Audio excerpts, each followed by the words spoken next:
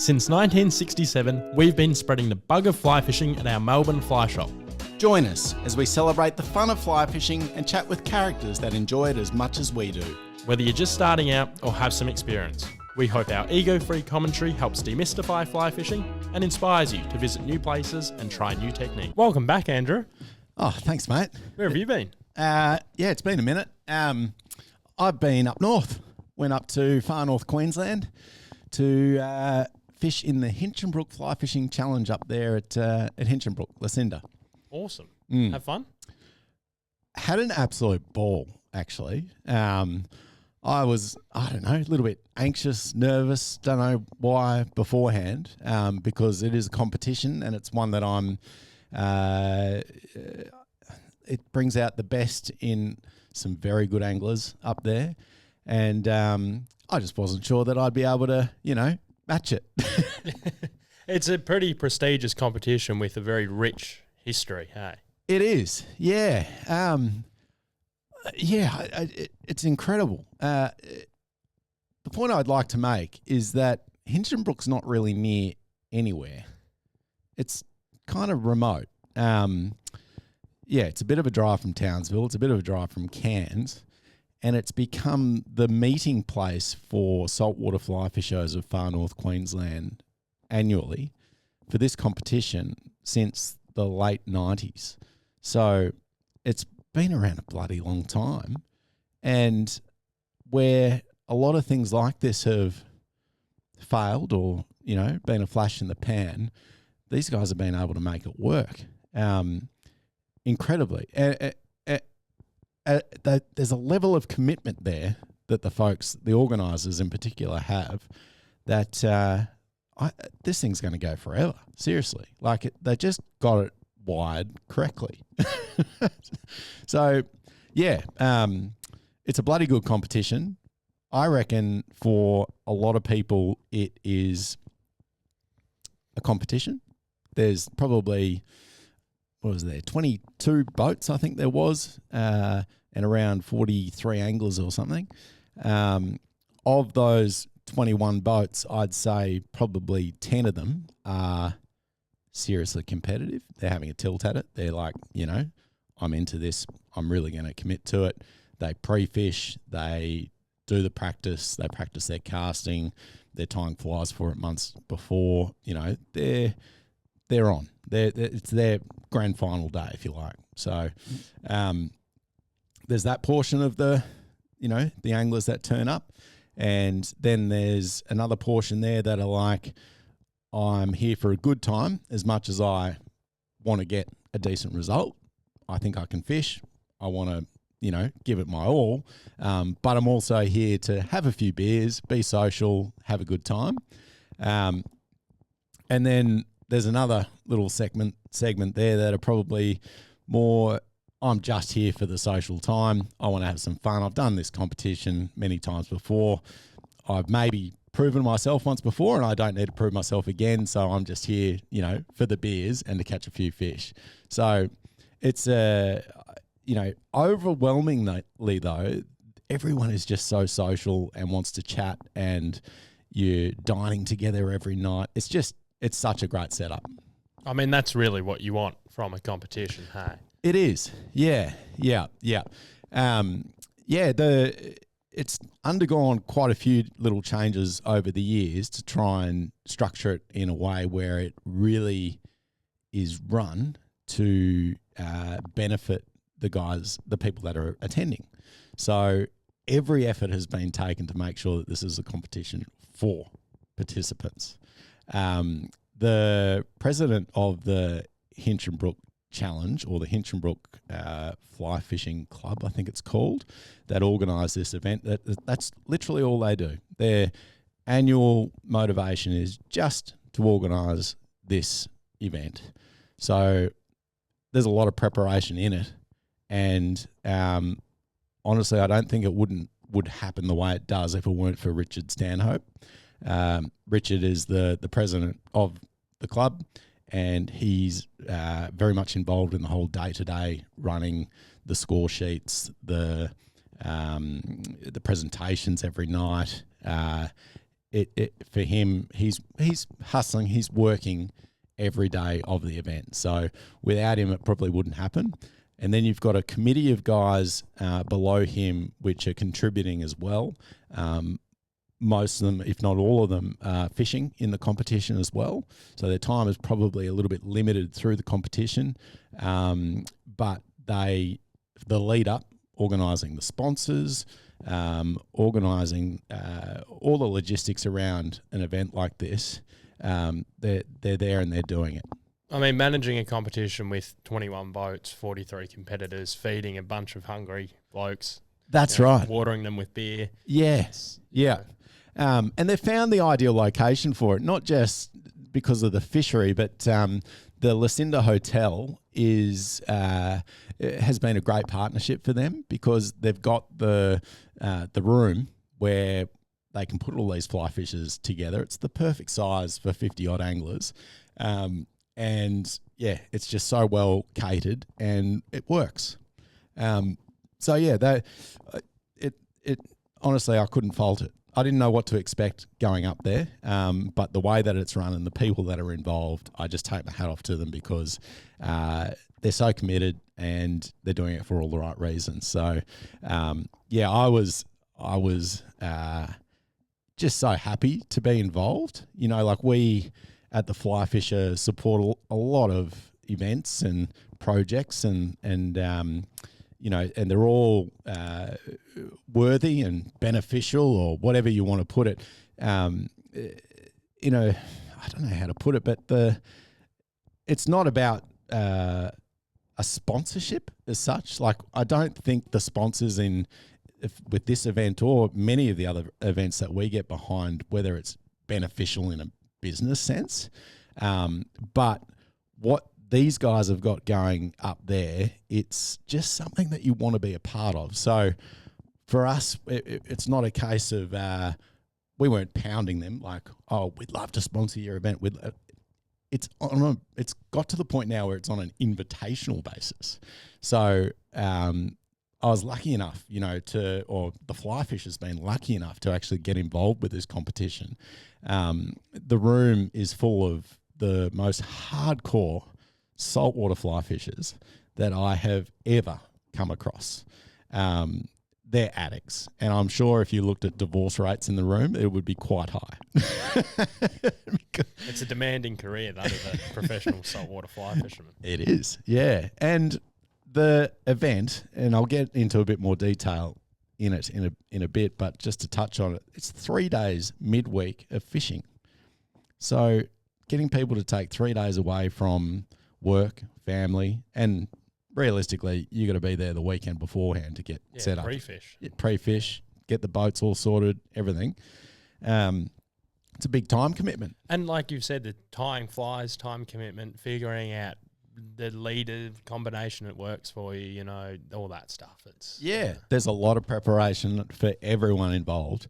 But yeah, getting back to the sponsors, it's incredible. So not just from the fly fishing fraternity, but there are a bunch of really great brands and companies that have gotten behind the Hinchinbrook Challenge because they can see that what's happening here is fostering saltwater fly fishing in Australia, and they're there for all the right reasons. But you've got Tackle World Townsville, you've got Advanced Stripe Group, SHB Construction, EJ Todd's, Townsville Boat Hire, North Queensland Marine Art, Keta Fly, that's just to name a few.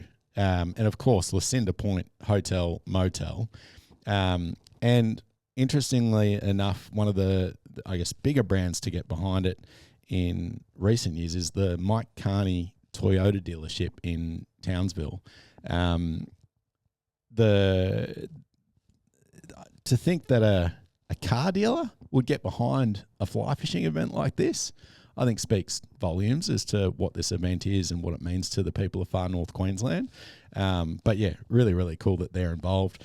And of course, Manic Tackle Project. Now, the challenge, of course, is called the AFO Hinchinbrook Fly Fishing Challenge. So AFO are, of course, our friends at Australian Fly Fishing Outfitters, Rodney Collings, good mate of ours, and one of the most respected fly fishing guides in Far North Queensland. When it was under Dave Bradley, the previous owner of that business, they pretty much saved the Hinchinbrook Fly Fishing Challenge by rallying Manic Tackle Project to provide, I guess, the marketing and exposure as well as the prizes, and really get this thing off the ground and save it from disappearing.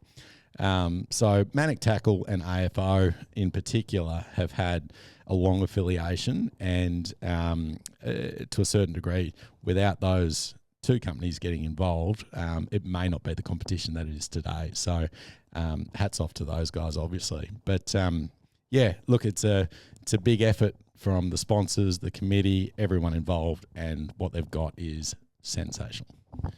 And it's a pretty interesting structure to the comp in terms of a scoring system. You know, we normally look at like points for length of fish and things like that in, you know, your normal competition trout fishing. But this is a bit different. It is, yeah. You know, for most people, the whole structure of the comp kind of starts with a pre-fishing on that weekend. It's a very tidal fishery, so having lots of different spots to pepper is really, really important. And then, of course, you've got 3 days of fishing and competing over 3 straight days. So it's lines in at 6:30 a.m. and lines out at 4:30 or 4 o'clock, I think. And then you've got to have held your submitted your scorecard by 4:30. If you're there at 4:31, disqualified. Sorry, no points that day. So it's very strict in terms of the scoring system. That's a big day fishing. Like, it's a monster. You're fishing that whole time. Oh, you're competing. Yeah, I'm still sleep deprived, and you know it's 6 days since I've been home. So yeah, look, it's big. It really is. You know, as I said, grand final day, but over 3 days, and not to mention you're getting back early enough that you are tonguing for a beer after a big day's fishing. And so you tend to have a couple. And especially in that North Queensland heat. Oh, that's right. 4X gold goes down a tree. I'll tell you what I'm on is 4X bitter. Oh, that's good. That's like the craft beer for North Queensland. I think it's the VB of North Queensland, but either way, it sure beats the 4X gold, I reckon. Anyway, I might have upset some people in Far North Queensland for that comment. But yeah, so the fishing day, it's such like that. You know, early start. I think I had my alarm set for about 4:30 a.m. every morning because, you know, you want to have a coffee, you've got the boat to get ready. It's a bloody big day. And of course, we were making things even harder for ourselves by trying to make a movie on the whole challenge. As you know, we're trying to do something with Mick Hurren, who is a really well-respected filmmaker and, of course, part-time fly fishing guide out of Yea. Hurricane Fly Fishing on Instagram, I think he is. Hurricane Fly Fishing Co. That's him. So, yeah, we know that this Hinchinbrook Challenge does have a very unique story, so we wanted to tell that and, you know, create a bit of a film around that. So Mick was on the boat with us every day and, you know, obviously we had some things that we needed to tick off with that in addition to trying to fish well in this comp. I was lucky enough to fish with Bob Bentley, who's a past winner of the competition. Bob has that fishery really well wide. So anything I caught was really thanks to Bob, you know, like knowing where to go and where to be at the right time is 90% of that fishery. So, yeah, without him, I don't think the Flyfisher or myself would have done so well in the standings at the end of the comp. But getting back to the structure and the way that it works, so there's target species. So now this is if you can't keep up with this, I don't blame you because it is a bit of a complicated points system.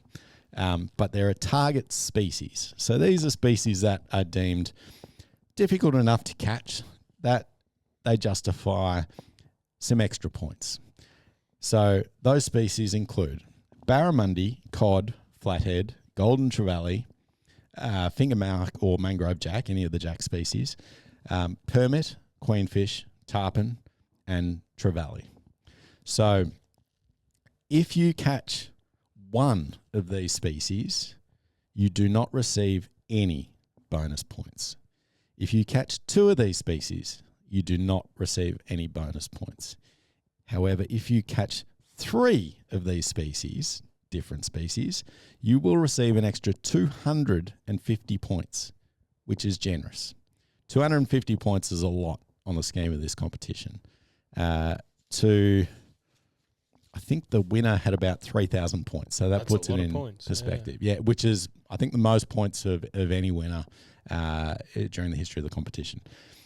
If you catch four of the target species, you will receive an extra 500 extra points. So it's an extra 750 essentially. That's because you get it for the 2 bonus point species as well. So, or 3 bonus point species as well.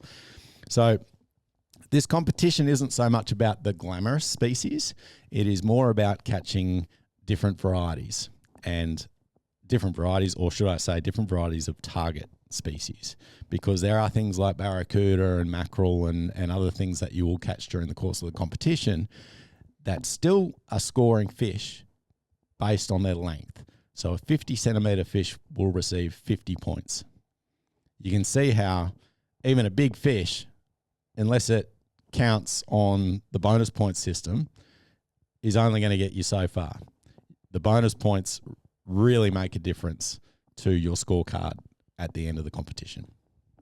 It's a tactical game, man. It is. It seriously is. It took me a long time to get my head around, the point system, but there are another set of points, because there are some species that are particularly hard to catch, and they want to encourage people to take the risk to pull themselves away from just catching the variety and targeting these more glamorous things like permit. Pretty glamorous fish. Very glamorous fish, very hard to catch. Realistically, if you wanted to commit a day to it and you caught one, then you do well in the point standing, and that's the idea there. So each permit has its length multiplied by 10. So if you catch a 70 centimetre permit, it's 700 points. That's a real kicker. So it's an enticing way to get your point score up if you're willing to roll the dice. So it might depend on how you're sitting during the comp as to whether you do that, or whether you play it safe and just try and tick the species off. Golden trevally, another quite difficult fish to catch. It has its length multiplied by 5. And then each barramundi that is 59 centimetres or greater has its length multiplied by 5 as well. So 3 fish there, all very hard to catch, but all get a little points bonus should you be lucky enough to get one. So that pretty much summarises the point system. It's the way that the fish are measured and recorded throughout the competition is each competitor is given a metal fish ruler. At the end of that fish ruler is a bit of right angle metal, so the nose of the fish goes hard up against that the right angle on the ruler, and then the tail, or the very end of the tail, is the fish's measurement. Now, every fish has to be 30 centimetres or greater. However, every fish is marked up. So if it's 29.1 centimetres, it is recorded as a 30 centimetre fish. Rounded up to the nearest full number. Correct. One of the very early lessons I got from my mate and co-competitor, Bob Bentley, was bend that fish. Make sure you get every centimetre out. Yeah. So there are a few little tricks you can do, to get the angle right on the fish to get that extra centimetre.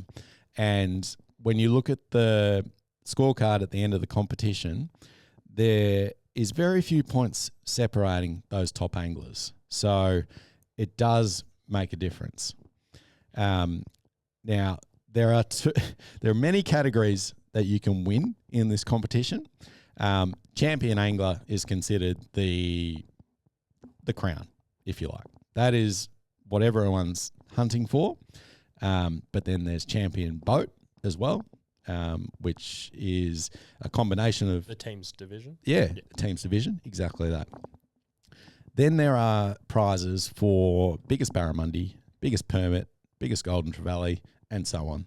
So there's a lot of opportunities to win throughout the competition, and that's what makes it so great. You know, Bob, who I was fishing with, on the last day, he caught a barramundi that was 74.6 centimetres. And don't quote me on this, but the next biggest barramundi was 74.2 centimetres. I had to actually go to the image that I've scooted on, and I forgot to mention the photograph. But you take a photo of your fish on the ruler, but there were 2 fish caught at 74 centimetres for biggest barra in the competition. Now, the winner of biggest barra gets an able reel valued at about $1,500. So the prize pool here is significant. Yeah, serious business. It is. So for the guys that do put in the groundwork and spend a lot of time and energy nutting out the fishery beforehand, the rewards are there to justify doing that. Now, Bob's fish was only 3 millimeters longer than the nearest one, and he walked away with an able reel as a result of that. Imagine being 3 millimeters away from an able reel. Seriously, yeah. I only just found out the other day who the underbidder or underscorer was, and it was someone that was in our house, and the poor bugger, he's so close. Anyway, but that sort of thing probably gets people back for the next year as well, being that close. So. That gives you a bit of an idea of the award system and the scoring system. These guys have done enough of these competitions. They know what works. So the fish ruler, you record with a handwritten score sheet, how long the fish was, the species of the fish. In addition to that, you take a photograph of the fish on the ruler and you upload that to a Dropbox-like folder. That works seamlessly. It actually works really well. So everybody's kept honest. Honestly, can't see how anyone could cheat. I don't think anyone in the room really would want to cheat anyway, because it's not about that. Frozen fish from the market. Keep that in the boat. Oh, he's onto it already. Jeez, this guy. I want that able reel. Everyone's a winner at this comp. There's a show bag when you arrive that includes a fly line, some line cleaner, a bobbin, RX hooks, you name it. It's a show bag that's got a fair bit of monetary value inside it, which more than covers the entry fee of around $300. So look, everyone's a winner. I think everyone walks away having a good time and a win. I think $300 entry fee is very reasonable for 3 days of fishing. It's time for a short break to talk about the legends who bring this podcast to life. Our committed team at the Flyfisher prepare, record and edit in-house in South Melbourne. We put huge effort in for you listeners. We hope that means when it comes time to make a fly fishing purchase, you consider us. With your loyalty, we can keep producing these podcasts and bringing you the world's best fly fishing gear. So shop smart and support the fly shop that supports you. So, me too. And the other thing that it includes is dinner for 2 nights or 3 nights. Might have been 3 nights. See, that's just crazy. Ridiculous. That's how much you'd blow on dinner. Exactly. Going out to the pub. Yeah, I mean, don't look at the bar tab. If you factor that in, it becomes quite an expensive few days. But especially when you're buying beers for Mick Curran. Drinks like a camel. He does. But that's sort of how it all works. So it's been obviously massaged and changed over the years to create a score system that encourages everyone to do well. I think at the end, it's sort of, you don't need to be the world's best fly fisher to actually scratch up a decent score in this thing. And that's what I really like about it, Dan Collins has won this event more than anyone, I believe. Dan lives in the area and he is a permit fishing addict. Now, if it were a 3-day competition where we had to go out and just chase permit, my money would be on Dan. But because of this score system being the way that it is, it means that he has to stretch himself as a fly fisher to chase fish that he probably wouldn't through his normal day-to-day. There's a reason Dan has won that event more than anyone, though, and it's because he is an insanely good fly fisherman. At any discipline of fly fishing, he can get it done. So the more committed, the Michael Jordan-like competitors of this event consistently do well. Much the same as your trout fishing competitions, these guys do consistently well. Tom Jarman, consistently well. Daniel Ringer, consistently well. It's not chance. Now, I maybe naively kind of felt that in saltwater it might be a little bit different. It might be a bit more luck involved. There isn't.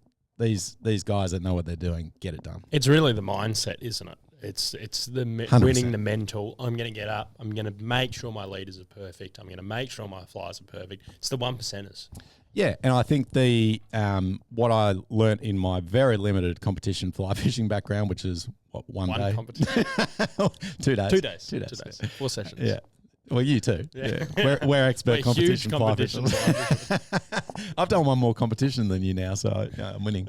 But it's efficiency. The more casts that you make that are on point, the more fish you catch, the less time wasted tying flies on, repairing leaders, the more efficient you are, the more fish you will catch in the competition. The same rings true in trout competitions as it does in saltwater fly fishing competitions. The real extra challenge with Hinchinbrook is knowing where to be at what tide and being in the spot at the right moment. Native fish like barramundi, as you well know, they have a tendency to switch on and off. That bite window is very limited. It is insane. Yeah. So there's just no fluffing about with that. You can't, like, when it's happening, you've got to be ready to go bang, bang, bang, capitalize on that moment. I love that intensity personally. That gets me. You know, I when I think about it, the fishing that I really love is quite like that. I don't know. It means that my fly fishing probably isn't therapeutic. But I love it. But it's pushing you to be a better angler. And, you know, I Always. think that's something, even if you haven't competed, you can take from it. It's mindset is going to win you so many more fish, I reckon. Definitely, mate. I couldn't agree more. So, yeah, the event, you know, we're sort of talking about how much of a competition it is, and it is. However, everyone there, even the guys that were at the top of the tree, they love to have a beer, love to talk shit, and have fun with it. It is as much a social time that brings the saltwater fly fishing community together of Far North Queensland as it is a competition. So for that reason, I loved every second, and I will be back. I'm going back. You know, like it's just fun, which is weird. Like, I'm not a competitive guy in my fishing normally, but only when I'm losing. Only when I'm losing. But yeah, look, it was just such a good fun time. Now, I was fishing with Bob, and Bob really knows his shit. So I had the inside run this time. It was the perfect initiation for someone from Melbourne that knows jack shit about Far North Queensland, Hinchinbrook fishery. So I was lucky. Next year, willingly and happily, I plan to DIY, if you like, do it on our own. Now, Mick Hurren, who was holding the camera the whole time, and I could tell how etchy he was getting. He's a fishy guy. He is. Like torture. Yeah, it was torture for him. Yeah. Fortunately, you know, he did get a chance to do some fishing before and after the event, but I could tell over those 3 days where you're up at 4:30 fishing hard all day, and to be perfectly frank, Mick can fish. So there was probably a number of times where he was looking at me just going, "Oh, Andrew, what are you doing? We've all felt that it. shame from Mick Harron. I know. Yeah, it's like when my wife looks at me when I say something stupid. She, it just makes you feel like you want to crawl into a little hole, That's the way Mick was looking at me sometimes. Yeah, people don't forget Mick. But anyway, Mick, he loved the whole thing as well, and holding the camera the whole time was obviously a big commitment for him, and he wants to go back and do it. So the two of us are going to go back and do it next year, which should be just great fun. And I know that we'll be nowhere on the leaderboard. We'll be lucky to even catch a fish, but we're going to have a bloody good time trying. That's it. That's the best thing. Yeah, fun. So yeah, it's a spectacular competition in an incredible part of the world. Now, you haven't been to Hinchinbrook yet, have you? No. Hinchinbrook's an island that just pops up out of nowhere, basically, and it's I think it's above 1,000 meters once it's at its peak. Yeah. So, and it creates this almost channel with flats between mainland Australia and the island, and it receives quite a bit of shelter from the wind because of the island, which makes it a year-round fishery. Which for you people want like on the east coast of Australia. Absolutely. You want all the shelter you can get. It's what makes or breaks many of those saltwater flats fisheries up there. So the weather, we were lucky. It was really pretty kind. We did have a bit of rain and a lot of cloud, but the wind was very kind. So, yeah, it was pretty pleasant boating and fishing conditions where you could luckily put the boat in at any boat ramp. You could scoot around pretty much anywhere without getting too wet. So fingers crossed for that again next year. But it is an intimidating place for the boater. There's crocodiles, it's tidal. For a mug from Victoria, it's a bit to get your head around. Bit different to Port Phillip Bay. Very, very different. Very different. Yeah. But there's safety in numbers, and the organisers in the committee, they have safety as the number one priority for the competitors. If you're not there at 4:31, alarm bells go out. They will locate you anywhere within that fishery. It is. Whilst it's, I guess, a large fishing area, by the same token, you could be pretty easily found, I reckon, should you come unstuck. So, it's nice. If you ever want to branch out and do this competition, know that you're in very safe, capable hands where almost everyone in that room will bend over backwards to help you on your saltwater fly fishing journey. Now, to tow a boat up from Melbourne is a bloody big ask, but people do it. They've had competitors from Ballarat to, wherever. People go to great lengths to get to this competition, which speaks volume about how good it is, how well run it is, and how much of a thing it is for saltwater fly fishers. So don't be intimidated by that, is what I would say. Just because it's a fishery you don't understand, get there a few days early, get your bearings and get into it. I encourage anyone that's thinking about doing this competition to do it, because it is just that much fun and that good a social time. You're going to rub shoulders with some of the best saltwater fly fishers you'll ever come across. And learn a whole heap. That's... Absolutely. With the very limited one competition I've done, I learned more in that 2 days fishing than I probably did in a year. Yeah. It's stuff you just can't even comprehend thinking up yourself already on the internet. It's just like... Totally agree. Yeah. Without competition, there's nothing there to really push you. No, nothing better. You've got no reason to better yourself, really. Yeah. So yeah, that's the competition. Of course, there's a lot of fun around the competition as well to kind of entertain participants while the competition isn't running. AFO, Rodney, he's a hoot. He's always sort of thinking up things that people can get into during the competition, and this year he came up with a casting competition. I saw some photos of that. It looked pretty festive. I don't know how long he's been cooking this up, but you could tell that there'd been a fair bit of effort into it. He had it was like a metal flamingo at the end. I think there was a palm tree and there was a column of lights leading to the target. And a metal permit at the end. Look, we did get completely eaten by sandflies and mosquitoes that night doing it. So next time I'll be wearing more area guard, but it was just such great fun. So that was one of the awesome things. And the other one is a Calcutta.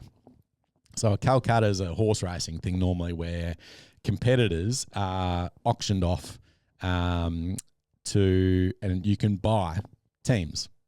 Whichever team you think is going to win, you can buy them. So when Dan Collins steps up and, he's for sale, hands fly up in the room, and we're talking teams going for sort of $200 and $300 here. It's not. So there's money being. It's not loose change, But if you pick it right, you walk away with the kitty. So really good fun, and Rodney and Dave get up there and run the thing and do a great job of it, and lots of laughs. It's good.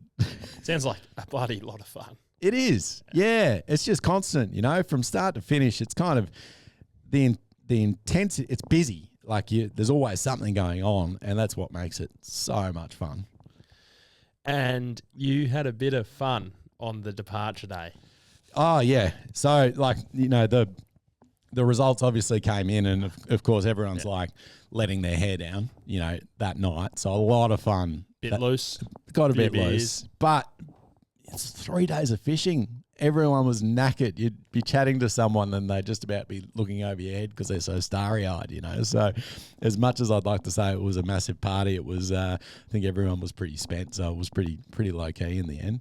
But, the next day, I didn't have anticipations of actually fishing because I was flying out that night. My friends at Mike Carney Toyota had lent us a Toyota for the film. So I needed to get that back to the Toyota dealership in Townsville. And so I thought, I probably don't really have the time to get out there. And Rodney talked me into it. He said, no, I reckon I can get you back to the boat ramp at 3. You'll be right. And, what's the worst case scenario if you drop the car off late? So it's like, oh, yeah, no, you're probably right. So anyway, I emailed them and they said, yeah, no worries. There's a key drop box. Great. All right, let's go fishing, So we went out onto the flats, and the day was pretty idyllic. Probably the best day that we'd had the whole time we were there. We had bright sun. There was a fairly light easterly wind, and a bit of cloud over the island. So you lost a little bit of visibility, but it was probably still the best day that I've seen at Hinchinbrook for Polaroiding. And we got onto the flats, and Rodney found us some permit almost straight away. Honestly, within 10 minutes of showing up on this flat, boom, there they were. What did we do?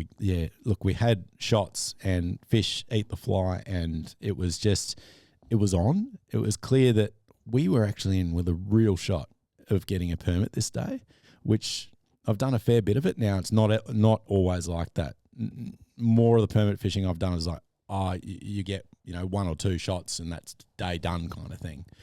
But there were numbers of fish on the flats this day, and fishing with Mick, who of course has been starved of any fly fishing for a few days, and he's looking forward to getting up onto the casting deck, albeit looking a bit starry-eyed because of tiredness. And anyway, eventually.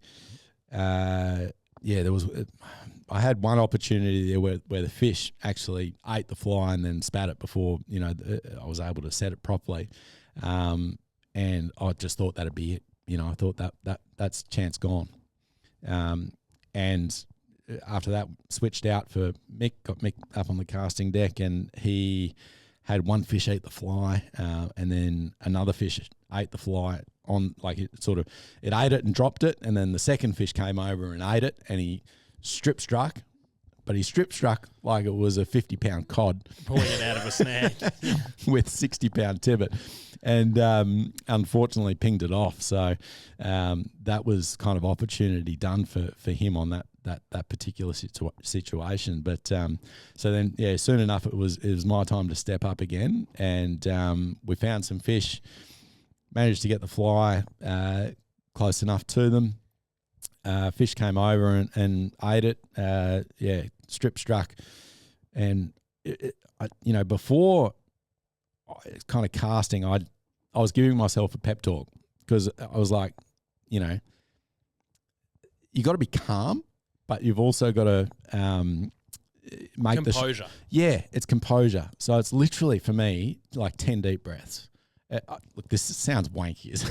I can't believe I'm recording this, but I know the enormity of catching a permit on a fly rod, and that plays on my mind and makes me not fish well. But in this instance, I was happy with the way that I did it. One of the real take-home lessons for permit fishing up there for me was the fact that you don't want to move the fly. Static crab pattern is all you need. In fact, if you do move it, it's more likely to spook the permit than it is to entice and eat. If they're maybe facing away from the fly and you can safely move it in order to maybe get a response from the fish, because the fish sense it. Look at a permit. Look at the size of the eye on it. These fish are so attuned to their surrounds. And that's why your cast just needed to be close enough. It didn't have to be on their head or 3 feet in front or anything like that. They find it. They sense it when it hits the water and starts sinking. They'll move to it. So you're better off leading the fish by a fair margin than you are trying to attack the fish with the fly. But then do everything you can to make sure that it's static, whether that be feeding a little bit of line out. The boat's more often than not drifting. There's current. You've got all these things to try and think about, as well as when that fish eats the fly to strip strike. So it's not easy. And by some miracle, I managed to put it all together in that moment and catch a bloody nice permit of, I think it was 73 centimetres. But look, it was a great fish. A nice fish. Like a real Anak permit. Yeah.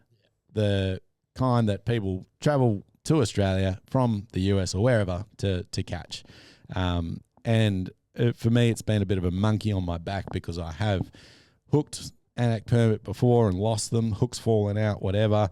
I have been cursed to a certain degree, and to finally get it done, I feel like it's lifted a load off my shoulders, where I know the next permit I cast to, I will do it with a level of composure that I haven't been able to date. So I'm happy. Congratulations on the permit. That's all I can say. Thanks, mate. Like you said, you've broken the curse. It's probably almost pinnacle fly fishing, catching a permit, pinnacle saltwater fly fishing at least. Yeah, I think so. They're not an easy fish to catch, and for especially me, Anak. It's not like your blockies, which aren't easy, but these are smart fish. They are. Yeah. No, I was just wrapped to get it done, mate. Like every opportunity you get to chase a fish like that is awesome, and I've had a lot of unbelievably good days on the water chasing Aussie permit without actually catching one. So maybe the reason that they're built up so much is that not many people go out and just do it in one hit. There's obviously some fisheries and weeper, and the Wessels, those kinds. If you see them on the right day, you're probably pretty likely to catch a permit. And the other thing a point I'd make with permit is sometimes you're getting them daisy chaining or, swimming around in circles where the opportunity is far greater. It's almost like chasing a trout during spawning time. You've got a lot of opportunity to catch one. My motivation has never been that. I almost... I would have taken it. Don't get me wrong. I would have loved to have caught one like that. But I love that the fish that I caught was just a pair of fish, fly in front, all came together, boom, done, and it was a real one. So I'm sounding like a purist. What a wanker. Put your dry fly on, put your tweed on. Yeah, I know. Yeah. Anyway, I'll stop talking about it. These guys have heard all about it for the last bloody 6 days. I won't stop harping on about it. The wife's sick of me as well. So anyway, But yeah, no, it was a great way to cap the trip off. Literally, it was then buzzing back to the boat ramp, going over some pretty skinny water in the Maverick HPX with Rodney, and straight to the car and then to the airport. So it was it was sad. I was at the airport and I had no one to share a beer with. I just had to sort of, look at the bubbles. And the planes. Yeah. Peter loves planes, folks. But yeah, that's, look, Hinchinbrook, I love it up there so much, and I probably have newfound respect for that fishery. Having now seen it on a really good day has made me more confident about that place. I'd be willing to, have 10 bad days of fishing there in order to just see it for one day like I did that day of flying out, because it was just spectacular. It was the kind of permit fishing that you couldn't compare to probably anywhere else in the world. It was just that good. It would hold a candle to anywhere. So yeah, look, Hinchinbrook, AFO, Australian Fly Fishing Outfitters, for anyone that wants to experience that area, Rodney is the guy. Honestly, I fish with a lot of guides, and Rodney on this day, he was just incredible. The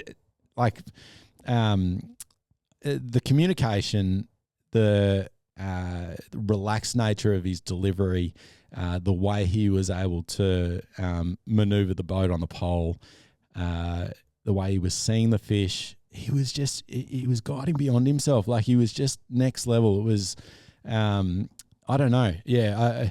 I couldn't recommend him highly enough for that reason. I think he's just got he's the ultimate saltwater fly fishing guide and weapon.